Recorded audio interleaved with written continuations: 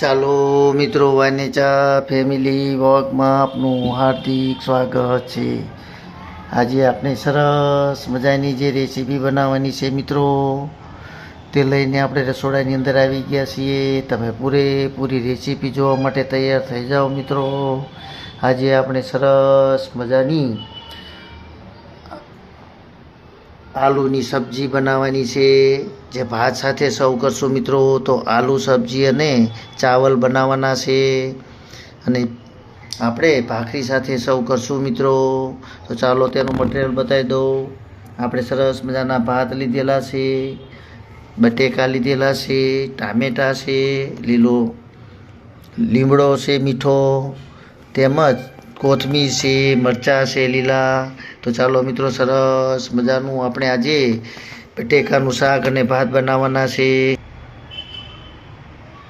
તો ચાલો સૌ પ્રથમ મિત્રો આપણે બટેકાનું શાક બનાવી લઈએ। સરસ મજાની સબ્જી બનાવવાની છે, તેમજ ભાત બનાવી લઈએ। તમે પૂરેપૂરી રેસીપી જોઈજો, ખાવાની ખૂબ જ મજા આવશે મિત્રો। ચાલો મિત્રો, સરસ મજાની આજે આપણે બટેકાનું સરસ મજાનું શાક બનાવવાનું છે, અને ભાત બનાવવાના છે। તો તેનો વઘાર કરી લઈએ। થોડીક રાઈ ઉમેરી દઈએ, થોડુંક આખું જીરું, 1 ચમચી હિંગ,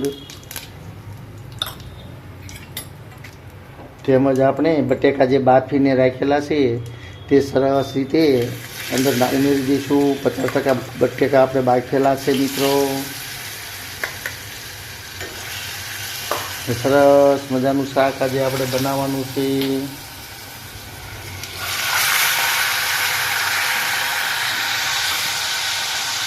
ચાલો તેની અંદર ટમેટાં, લીલું મરચું અને મીઠો લીમડો ઉમેરી દઈએ। તેલની અંદર જ આપણે થોડીક વાર સુધી પાકવા દઈશું। ચાલો આપણા સરસ મજાના ભાત પણ તૈયાર થઈ ગયા છે।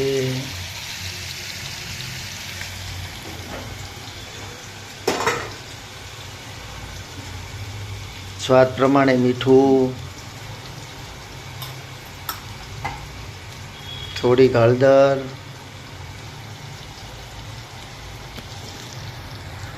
ધાણા જીરું, લાલ મરચું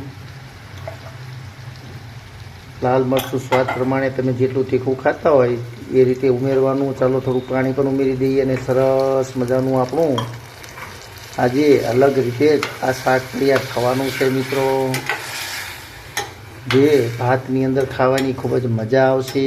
તમે પણ આવો ચોક્કસ એકવાર શાક બટેકાનું અને ભાત બનાવજો, જે પાપડ સાથે કે ભાખરી સાથે ખાવાની ખૂબ જ મજા આવશે મિત્રો। તો ચાલો હવે થોડીક વાર સુધી, એટલે કે 5 થી 10 મિનિટ સુધી શાકને પાકવા દઈએ।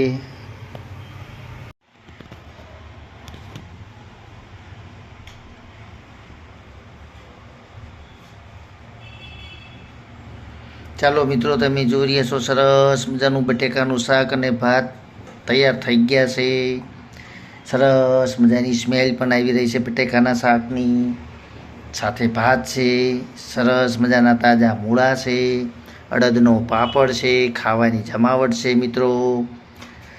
તો તમે પણ એકવાર ચોક્કસથી બટેકાનું આવું સરસ મજાનું શાક અને ભાત બનાવજો, ખાવાની ખૂબ જ મજા આવશે મિત્રો।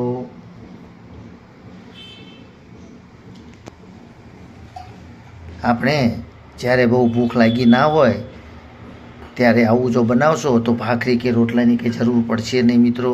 ફક્ત ભાત અને શાક સાથે પાપડ સાથે ખાઈશો તો સરસ મજાનો સ્વાદ આવશે, અને ખાવાની પણ મજા આવશે।